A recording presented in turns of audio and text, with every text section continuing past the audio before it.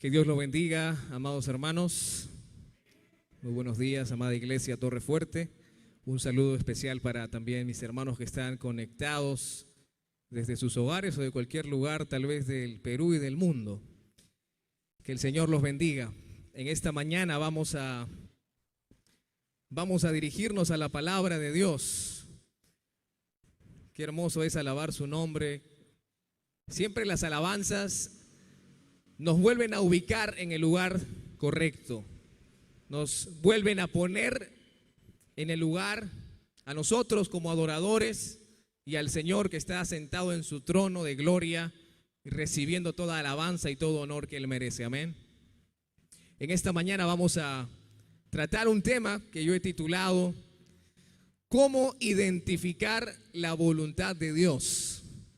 ¿Cómo identificar la voluntad de Dios? Bueno, en primer lugar, permítame decirles que no hay trucos, no hay magia, no hay secretos, no hay atajos tampoco. Podemos conocer la voluntad de Dios, amados hermanos. Es posible conocer la voluntad de Dios con claridad. Pero yo quiero preguntarles si está dispuesto a pagar el precio que eso significa. ¿Cuántos quieren conocer, identificar la voluntad de Dios? Levante su mano, por favor. Ahora dígame, ¿cuántos quieren hacer la voluntad de Dios? Vi menos manos levantadas. Es más fácil identificar que hacer la voluntad de Dios. ¿Estamos de acuerdo? Sin embargo, tenemos esta, digamos, necesidad delante de nosotros en esta mañana. Y para ello vamos a dirigirnos al libro de Romanos, al capítulo 12. Vamos al Nuevo Testamento. Tenemos los evangelios, Mateo, Marcos, Lucas y Juan. Luego tenemos el extraordinario libro de los Hechos. E inmediatamente después tenemos la epístola del apóstol Pablo a la iglesia que está en Roma. Vamos a dirigirnos al capítulo 12, específicamente el versículo 2. Romanos 12, 2.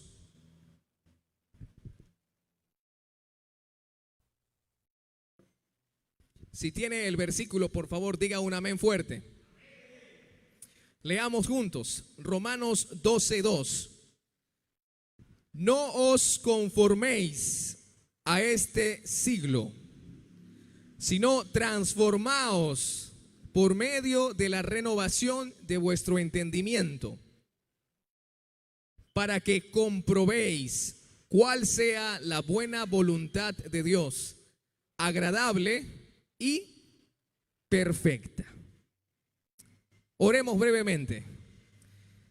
Padre nuestro, Señor de la gloria, Dios todopoderoso, en esta mañana una vez más te damos honor, gloria, alabanza a tu nombre. Exaltamos tu grandeza, tu poder, reconocemos tu soberanía y, Señor, en este día de forma especial que estamos en tu presencia de forma colectiva como iglesia, como pueblo cristiano, pueblo de Dios, queremos rogar la iluminación, la dirección, la guía del Espíritu Santo. Guíanos, Señor, para que podamos comprender tu palabra. Habla nuestros corazones, instruye nuestras mentes y mueve nuestra voluntad para glorificarte y para cumplir tus propósitos, Señor. Pedimos una vez más que tú tomes el control de principio a fin. Ayúdanos a estar dispuestos y a tener, Señor, un espíritu enseñable, manso y dispuesto a escuchar tu voz. Tu palabra dice: el que tiene oídos para oír, oiga. Y queremos escuchar en este día, Señor. Oramos así en el nombre de nuestro Señor Jesucristo. Amén y amén. El apóstol Pablo, como suele hacer en sus epístolas, esta es una de ellas, Romanos. Pero si usted lee el Nuevo Testamento y ve, por ejemplo, las epístolas a los Corintios, luego va a Efesios, va a Filipenses, va a Colosenses, entre las otras epístolas que son de la autoría de Pablo, usted va a darse cuenta que Pablo en la primera parte, él siempre hace una descripción, digamos, teórica, una descripción teológica de nuestra identidad en Cristo. Es decir, de quién es usted en Cristo. Él nos va a dar un marco general de todas las bendiciones, todos los beneficios, todas las riquezas que nosotros tenemos en Cristo. Sin embargo, ya en la segunda parte de sus epístolas, el apóstol pasa a una parte práctica. Pasa a la parte en la que nosotros también tenemos una gran responsabilidad como hijos de Dios. Y el libro de Romanos tiene 16 capítulos. Los primeros 11 capítulos, digamos que es este marco general que el apóstol Pablo hace, este marco teórico de nuestra identidad en Cristo. Él a través de estos 11 capítulos nos ha venido diciendo que nosotros hemos sido elegidos en Cristo, hemos sido llamados, regenerados por el Espíritu Santo, justificados por medio de la fe en Cristo, adoptados, somos hijos de Dios, santificados por su Espíritu, y nos promete Él y dice que seremos glorificados en el futuro. Pero ahora, hermanos, a partir del capítulo 12 empieza la parte práctica de la vida del creyente. Y Él nos sugiere algunos imperativos, algunos ruegos con urgencia que solo nos es posible llevar a cabo a través de una vida transformada, ya transformada por Dios. Si nosotros no hemos sido aún transformados por el poder del Evangelio, de su palabra y del Espíritu Santo, no podemos llevar a cabo lo que vamos a ver en esta mañana, hermanos. Es necesario que exista primero un fundamento en nuestras vidas de verdadera conversión, transformación, regeneración, cambio. De estar nosotros seguros que estamos en Cristo Jesús.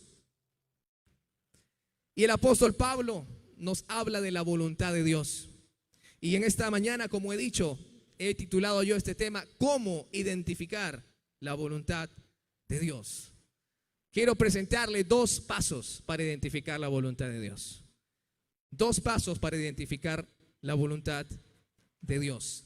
Paso número 1. Paso número 1. Hay un no que considerar. Paso 1. Hay un no que considerar. Hay una negativa. Hay una orden que está en sentido negativo. Y así empieza el versículo 2, Romanos 12:2. Empieza, lea conmigo por favor. No os conforméis a este siglo. No os conforméis a este siglo. Si el apóstol Pablo lo dice, lo menciona a la iglesia en Roma, es porque existía la posibilidad para estos cristianos en Roma de conformarse a este siglo. Estamos hablando de uno de los imperios mundiales más grandes de toda la historia, caracterizada no por principios, no por valores, no por aprecio a la vida, sino todo lo contrario.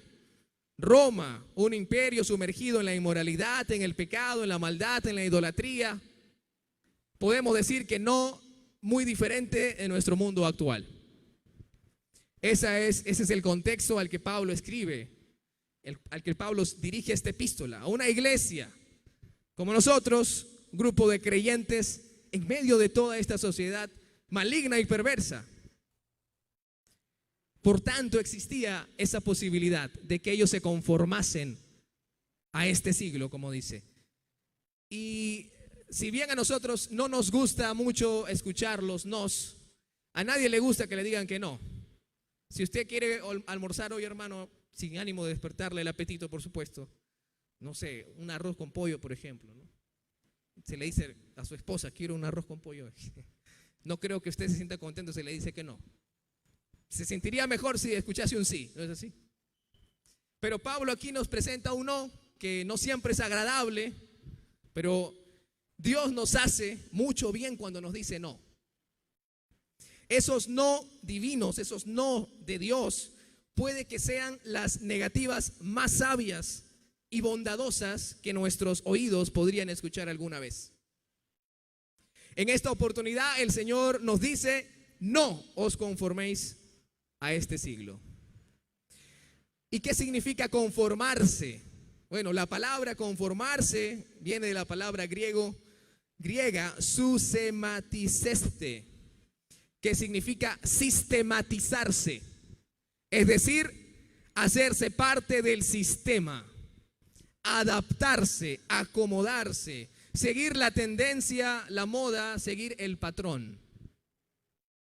Pablo dice, en otras palabras, no actúen, no se adopten, no se amolden al mundo actual. Y ahora él usa la palabra ciclo, que no es otra cosa sino esta era presente. Esta era presente, el mundo, el sistema, con su cadencia, con su ritmo, con sus diferentes ideologías de índole política, filosófica, religiosa.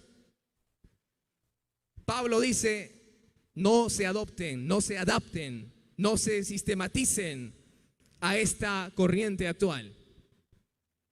Y si nosotros queremos identificar la voluntad de Dios en nuestras vidas, amada iglesia, tenemos primero que considerar esta negativa: no os conforméis a este siglo. Porque este siglo, nos diría Pablo también, que la apariencia de este mundo se pasa. Y el apóstol Juan añadiría y diría que el mundo pasa y sus deseos, pero el que hace la voluntad de Dios, complete conmigo, permanece para siempre. ¿Quién es el Dios de este siglo? Según la palabra del Señor, el diablo. El Dios de este siglo es el diablo. En otras palabras, Pablo nos está diciendo entonces: no se adecúen al sistema del diablo. No actúen como hijos del diablo si ustedes son hijos de Dios. No se adecúen a lo que no son. Nosotros somos hijos de Dios, somos cristianos. Entonces tenemos que rechazar todo aquello que no se conforma, que no se alinea a lo que la palabra del Señor nos enseña. En otras palabras, para decirlo más claro, sin pelos en la lengua y con un lenguaje claro que todos podamos entender, es como si Pablo nos estuviese diciendo: hermanos, no sean mundanos. A ver, dígale al que está a su lado, por favor: no seas mundano. No os conforméis a este siglo, eso es lo que significa. Pablo nos está llamando a detenernos, a hacer un alto. Deténganse, no te conformes. Y esto es algo que nosotros tenemos que considerar: no conformarnos a lo que los medios de comunicación que utilizamos diariamente nos dicen. Los mensajes que nos envían todos los días, a cada hora, a cada instante, nuestro celular está vibrando una y otra vez. Nos llega notificación tras notificación.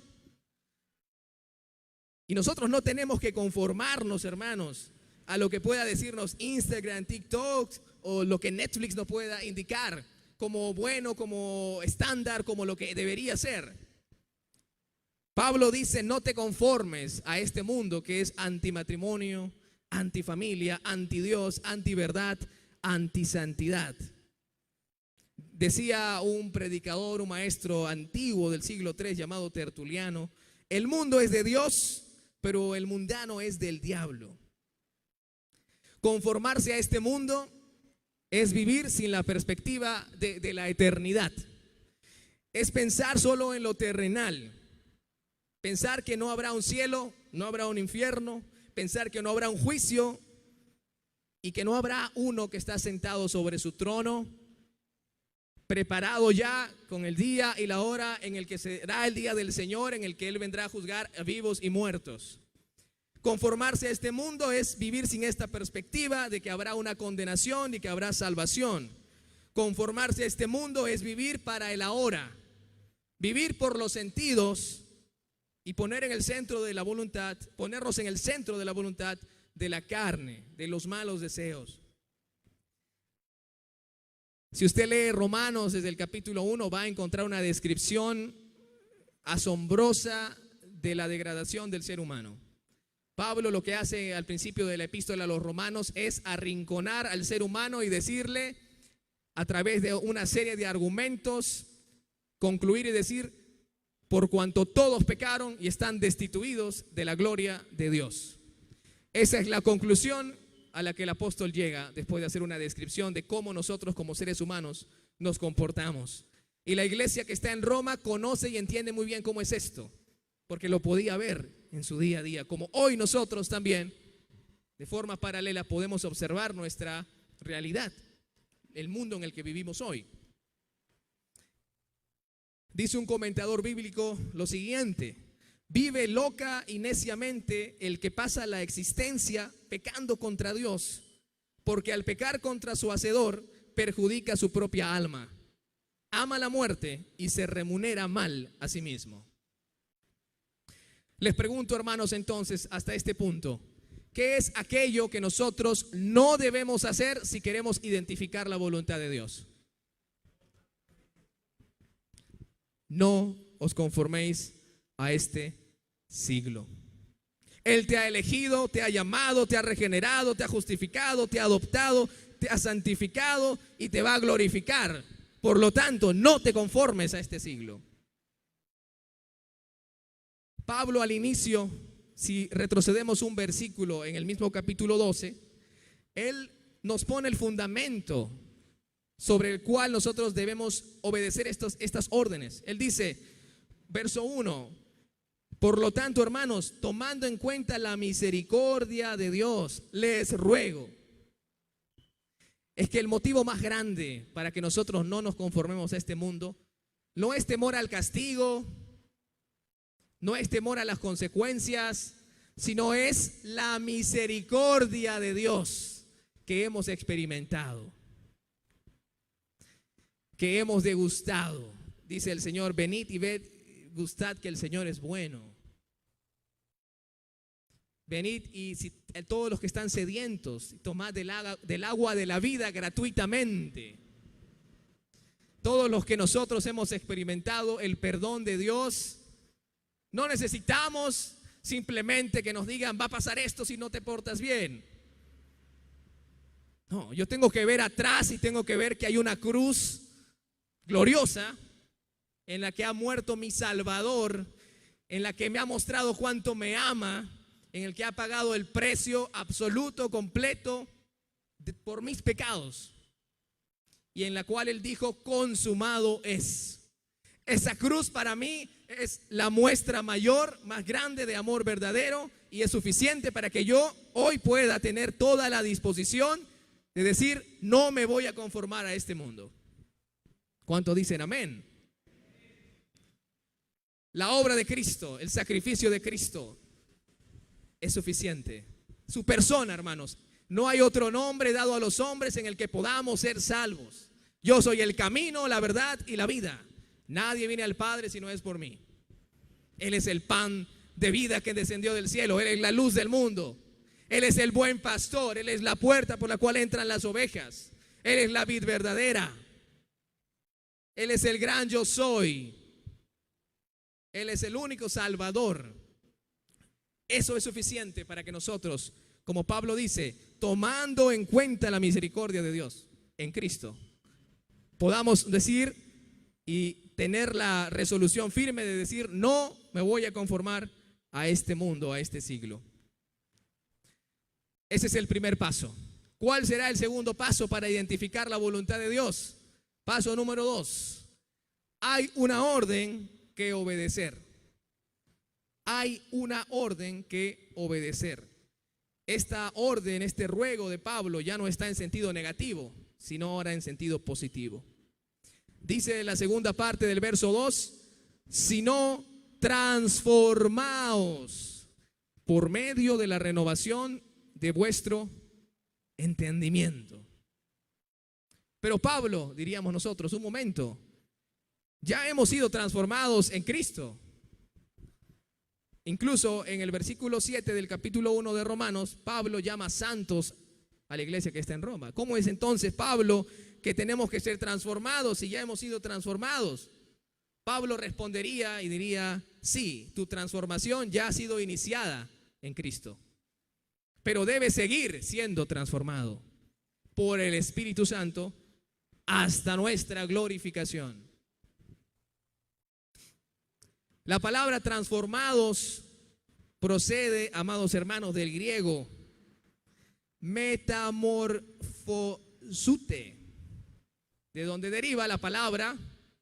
A ver, ¿cuántos saben cómo se llama el ministerio de jóvenes de Torre Fuerte? Metamorfosis.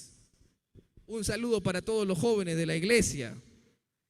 El nombre que ustedes tienen encuentra su inspiración en esta palabra griega, metamorfosis, que significa cambiar de forma interna y externa, de forma real y verdadera. ¿Ha visto usted cómo se transforma una larva o un gusano en una hermosa mariposa? Es impresionante. Es impresionante.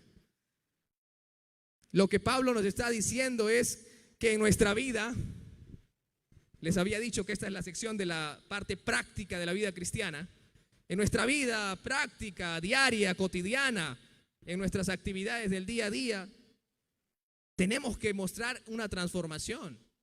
Tiene que verse, tiene que apreciarse, tiene que notarse que hay una transformación. Porque hemos sido salvados, hermanos, para algo más grande, algo más glorioso.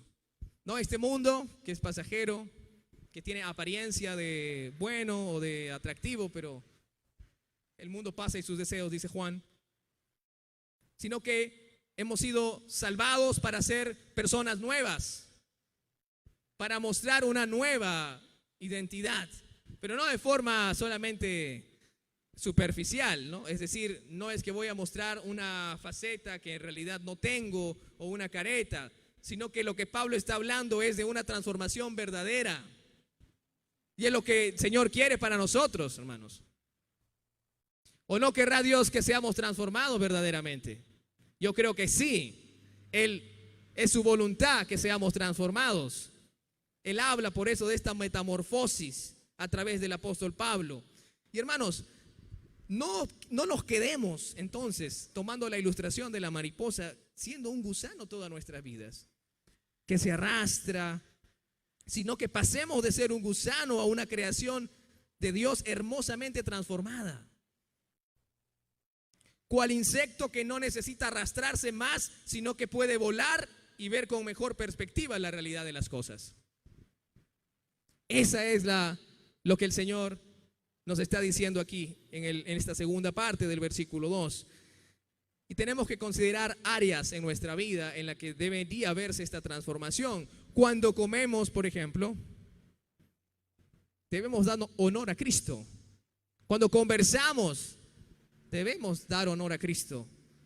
Nuestra actitud en el trabajo, nuestras actividades recreacionales, todo debería traer honor a Cristo. Cada aspecto de nuestra vida, pública y privada, debería honrar el nombre de Cristo y dar testimonio de nuestra transformación constante. Pablo dice, transformaos por medio de la renovación. La renovación no es otra cosa sino una reforma, una reposición. Es colocarnos en el lugar correcto, como mencionaba al principio. Pero esta renovación tiene que ver, dice Pablo, con nuestro entendimiento. Y el entendimiento es el intelecto, es nuestra mente, las ideas que tenemos, los pensamientos que albergamos, las pasiones que tenemos, nuestras motivaciones, aquello que nos mueve, que nos motiva a hacer lo que hacemos, a pensar como pensamos. En otras palabras, Pablo está hablando de una transformación del centro de nuestra voluntad, donde reposa el centro de nuestra voluntad. ¿Cómo es posible entonces que nuestro entendimiento sea renovado a fin de que sea transformado? ¿A qué tendremos que exponer nuestra mente y nuestro corazón? La respuesta a esto, amados hermanos, es a la palabra de Dios. Una mente renovada es aquella que está saturada y controlada por la palabra de Dios. Si nosotros no pasamos tiempo en las Escrituras, en la lectura de la palabra, si nosotros no aprovechamos los estudios bíblicos, la academia bíblica, hoy tenemos recursos prácticamente por todos lados, hermanos. Y en la iglesia nosotros tenemos nuestros recursos, gracias a Dios. Usted quiere estudiar la palabra, hay un grupo de varones para estudiar la palabra. Usted quiere estudiar la palabra, hay un grupo de damas para estudiar la palabra. Va a haber discipulado, habrá academia bíblica, va a haber una conferencia estas 3 semanas. ¿Cuántos se han inscrito en la conferencia, hermanos? Amén. Hay recursos, hay bendición que Dios trae, hay medios, formas como Dios bendice a la iglesia para que sea transformada. Esta es posiblemente nosotros seamos la generación que no puede decir que no hubo una Biblia, que no hubo templos, que no hubo iglesia, que nunca se le dijo, que nunca se le habló, que nunca escuchó, que nunca se le anunció. Dios traerá a su memoria cuando estemos delante de Él un 23 de enero del año 2022, un mensaje en base a Romanos capítulo 12, verso 2. Y allí Dios nos mostrará que se nos dijo, que se nos habló, que se nos instruyó, que se nos transmitió su voluntad. Y hablando de este día, hermanos, hoy 23 de enero, ya día 23 del año 2022, qué rápido pasa el tiempo. De los 23 días que acaban de pasar de este nuevo año, hermanos, ¿cuántos días ha buscado renovar su mente en la palabra de Dios? ¿Cuántos días? Ha dicho, voy a renovar mi mente. Ya día 23. Empezamos el 1 de enero. Sí, este año va a ser diferente, con nuevas resoluciones, nuevos deseos. Pero honestamente, de los 23 días que vamos de este año, ¿cuántos hemos tomado esa determinación y lo hemos llevado a la práctica? Hemos dicho, vamos a renovar nuestra mente en la palabra de Dios. Tenemos, hermanos, que recordar lo siguiente. No podemos hablar de transformación si no estamos cerca de la palabra de Dios. No hay transformación, hermanos, fuera de la palabra de Dios.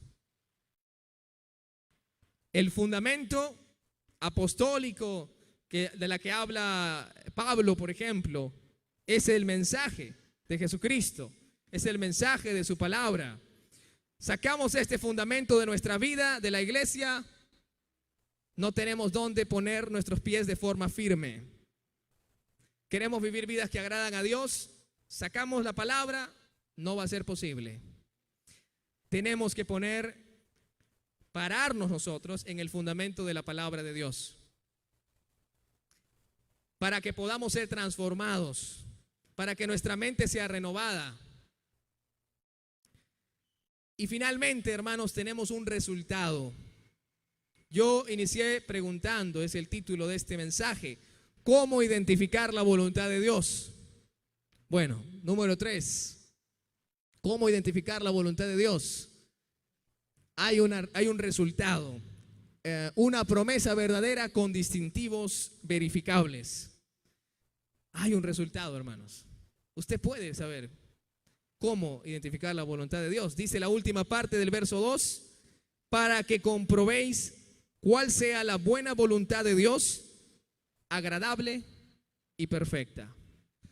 3 cualidades, 3 adjetivos que usa Pablo: buena, agradable y perfecta. Así es la voluntad de Dios. Esa voluntad de Dios es inconfundible. No se puede falsificar, no se puede cambiar, modificar. Cuando uno percibe estos 3 distintivos, puede darse cuenta que es la voluntad de Dios. Pero si yo no estoy renunciando a adaptarme a este mundo, por un lado, y por otro lado no estoy transformando mi entendimiento, yo no puedo ver lo bueno, lo agradable y lo perfecta que es la voluntad de Dios. Sin los dos primeros pasos, no podemos llegar aquí. El problema es que nosotros queremos iniciar aquí. Todos decimos, yo quiero la voluntad de Dios. Uy, sí, la voluntad de Dios. Pero no queremos tomar los dos pasos anteriores. No os conforméis a este siglo, transformaos por medio de la renovación de vuestro entendimiento. No es posible identificar la voluntad de Dios si no estamos dispuestos a pagar el precio de la renuncia y la transformación. Diría yo, no me diga que conoce la voluntad de Dios si no lucha contra el sistema y no renueva su mente en la palabra de Dios. Esas son las marcas, las evidencias, son las características de alguien que quiere identificar y hacer la voluntad de Dios en su vida. Hay renuncia, hay una búsqueda de transformación. La palabra que Pablo usa dice, no para que comprobéis. Comprobar es discernir, es examinar, es probar, verificar, analizar, darse cuenta. La vida de santidad que Dios aprueba es una vida buena, agradable y perfecta delante de Dios, libre de toda mancha. Esta es la vida que da gloria a Dios y es una bendición desbordante para el creyente. Y esta voluntad de Dios que el Señor quiere que nosotros aprendamos a identificar y que llevemos a cabo, no es para un solo individuo en particular, sino para toda la iglesia. Porque Pablo está escribiendo a toda la iglesia que está en Roma. No está dirigiéndose a un solo individuo, sino a toda la iglesia. Al conjunto de creyentes verdaderos que se han arrepentido y que han puesto su confianza en Cristo. Esta declaración de Pablo acerca de la voluntad de Dios está dirigida a todos aquellos que están en Cristo, que tienen su identidad en Cristo. Por lo tanto, hermanos, si nosotros queremos identificar la voluntad de Dios, si queremos discernir y darnos cuenta y no tener dudas al respecto, ¿qué es lo primero que tenemos que hacer, hermanos? No os conforméis a este siglo. Y lo segundo que tenemos que hacer, hermanos, transformaos por medio de la renovación de vuestro entendimiento. Decía también un predicador antiguo, Ambrosio de Milán se llama, la voluntad de Dios es la medida de las cosas. Es que lo único que a nosotros nos debe importar es la voluntad de Dios. Ya no vivo yo, Cristo vive en mí. Y lo que ahora vivo en la carne, lo vivo en la fe del Hijo de Dios, el cual me amó y se entregó a sí mismo por mí. Cristo vive en nosotros. Somos nuevas criaturas en Cristo. Tenemos una nueva identidad. Si nosotros entendemos y comprendemos esto, estamos capacitados, estamos aptos para poder cumplir lo que Pablo nos dice en Romanos 12:2. Si usted es una nueva criatura, tiene todos los recursos para hacer la voluntad de Dios, hermanos. Tiene el Espíritu de Dios que mora en usted, que lo ilumina, que lo capacita, que lo redarguye, que lo llena, que trae a su memoria la palabra de Dios que ha aprendido. Si usted está en Cristo, tiene en usted reposando el mismo Espíritu que resucitó a Jesús de entre los muertos. Si usted está en Cristo, hermanos, está sentado en lugares celestiales juntamente con Cristo. Si usted está en Cristo, es una nueva criatura, es hijo amado. Ya no solamente llama a Dios, Dios creador, sino que lo llama Padre. Eso es extraordinario. Tenemos a Dios como nuestro Padre. No es un Dios lejano, creador, que se hizo indiferente a sus criaturas, sino que tenemos al Rey del universo, al Rey de majestad, al Rey de la gloria, como nuestro papá. Dígame si eso no es hermoso. Tiene usted una necesidad, tiene una aflicción, una carga, vaya y corra al Padre que lo ama y Él lo va a atender. ¿Tiene usted algún temor, algún miedo, alguna inseguridad? Corra al Padre, Él lo va a atender. Tenemos todos estos privilegios en Cristo que son más que suficientes para que podamos tomar la determinación, amados hermanos, de no conformarnos a este siglo. Pablo dice algo semejante también. Dice, baste ya el tiempo de andar como los gentiles, agradando a la carne, haciendo la voluntad de la carne. Ya no vivamos como de noche, sino como de día. Porque somos hijos de la luz, no hijos de la oscuridad. Porque hemos sido trasladados de las tinieblas al reino de su amado Hijo, nuestro Señor Jesucristo. Hay esperanza para nosotros ahora. Tenemos todas estas bendiciones, estos privilegios. Y estas son, Pablo las resume como las misericordias de Dios para nosotros. Hay misericordias que ya hemos experimentado y que estamos experimentando, hermano. ¿Por qué nos reunimos hoy domingo? Porque hoy domingo, un día como hoy, nuestro Señor Jesucristo, tras padecer en la cruz del Calvario, resucitó de forma extraordinaria y poderosa y triunfó sobre la muerte, sobre Satanás, sobre el pecado, sobre el infierno. Por eso es que estamos reunidos en esta mañana.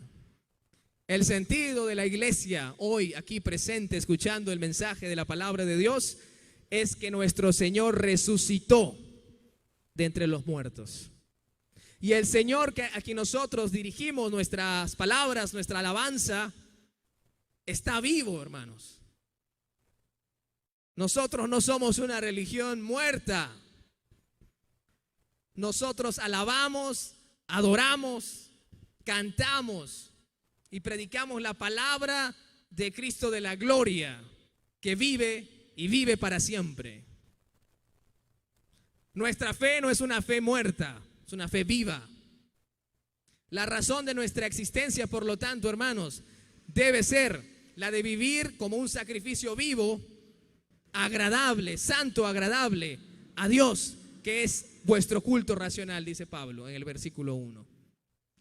Por lo tanto, hermanos, queremos identificar la voluntad de Dios para poder hacerla. No te conformes a este mundo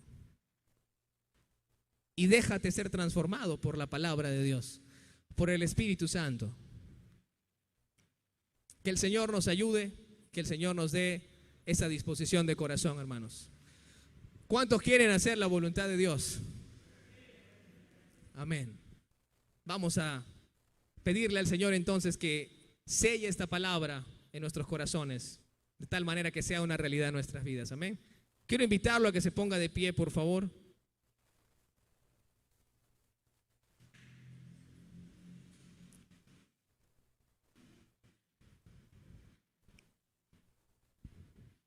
Dígale algo más al que está a su costado. Dígale, seamos transformados, no conformados. Dígale, por favor. Seamos transformados, no conformados. Si usted quiere hacer un compromiso con el Señor, este es el tiempo para hacerlo. Vamos a orar. Oremos. Padre nuestro, Dios Todopoderoso, Señor, nos acercamos en esta mañana a tu presencia, habiendo considerado tu palabra, palabras de vida eterna, palabras de verdad, palabras de sabiduría de lo alto. Habiendo considerado tu consejo, Señor, en este día, nos acercamos a tu presencia una vez más, cada uno de nosotros aquí, para en primer lugar pedirte perdón por nuestras faltas. Pedirte perdón, Señor, si estamos caminando, adaptándonos, conformándonos a este mundo y no estamos siendo transformados verdaderamente. Y ahora no podemos identificar tu voluntad, no podemos verla. Pero Señor, en este día yo elevo una oración a ti, Señor, junto a todos mis hermanos, para que aquellos que necesitan en primer lugar ser transformados verdaderamente y experimentar ese nuevo nacimiento, esa regeneración, esa transformación por el Evangelio, esa obra sea hecha en sus vidas, Señor. Sin esto no hay la posibilidad de poder cumplir lo que tu palabra nos dice a partir de Romanos 12. Yo oro, Dios, por una transformación genuina en los corazones, un despertar, un cambio, una transformación en sus vidas de salvación, Señor. Que Cristo les sea manifestado, que vean a Jesús como el camino, la verdad y la vida, que lo vean como su Salvador, ocupando su lugar en la cruz, dando su vida por ellos, y experimenten que de tal manera los amas, que enviaste a tu Hijo unigénito, para que no se pierdan, sino que tengan vida eterna. Abre los ojos, Señor, en este día, para que podamos ver esto con claridad. Y en segundo lugar, Señor, por mis hermanos que están en Cristo, que han sido ya transformados por tu palabra, tú puedas darles aún una transformación mayor, una renovación mayor, una santificación mayor, un nuevo compromiso, Dios, de santidad de vida, de caminar conforme a tu voluntad, Señor, y reconocer que el Dios que servimos, su palabra dice que es santo, santo, santo, es el Señor, Dios de los ejércitos, el que era, el que es y el que ha de venir, el que recibe gloria y alabanza sin cesar, el que está sentado en el trono. Ayuda a tu iglesia a ver que eres un Dios majestuoso, omnipotente, omnisciente, omnipresente, todopoderoso. Y que, Padre, la gracia y la misericordia que nos has manifestado nos sirva como fundamento e impulso para no conformarnos a este mundo y ser transformados por medio de la renovación de nuestro entendimiento, Señor. Queremos hacer este compromiso delante de ti, de hacer, identificar y hacer tu voluntad, tomando estos dos pasos, Señor, que hemos aprendido en este día. Muchas gracias por Torre Fuerte, por tu iglesia. Oramos así, dándote la gloria y la honra, la alabanza al Padre, al Hijo y al Espíritu Santo. En el nombre de Jesús. Amén.